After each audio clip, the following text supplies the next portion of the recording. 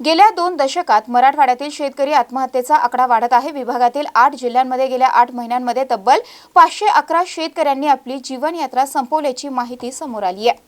मराठवाड्यातील बहुतांश भाग हा शेतीवर अवलंबून आहे। मराठवाड्यामध्ये गेल्या काही वर्षांपासून अत्यल्प पाऊस पडतो, त्यामुळे नापिकी आणि कर्जबाजारीपणामुळे विदर्भापाठोपाठ मराठवाड्यातही हजारो शेतकऱ्यांनी आत्महत्या केल्या आहे। नापिकी, दुष्काळ, अवकाळी पाऊस, खासगी सावकार कर्ज यासारख्या आपत्तीने मराठवाड्यातील शेतकरी आत्महत्या करत असून ही संख्या वाढत आहे। यासह महाग खते आणि बियाणे घेऊन पेरणीसाठी पैसे आणायचे कुठून, यासोबतच मुलांचे शिक्षण आणि मुलींच्या लग्नाची चिंता शेतकऱ्यांना स्वस्त बसू देत नाही। म्हणून शेवटी खासगी सावकारांकडून अव्वाच्या सव्वा व्याजावर घेतलेल्या कर्जाची रक्कम देखील हातामध्ये आलेल्या पिकांच्या पैशातून मिळत नाही। म्हणून मुद्दलापेक्षा व्याजाची रक्कम जास्त झालेला सावकार पैशांसाठी तगादा लावतो। या सर्व संकटाला कंटाळून शेतकरी आत्महत्या करत असल्याचं वास्तव्य आहे।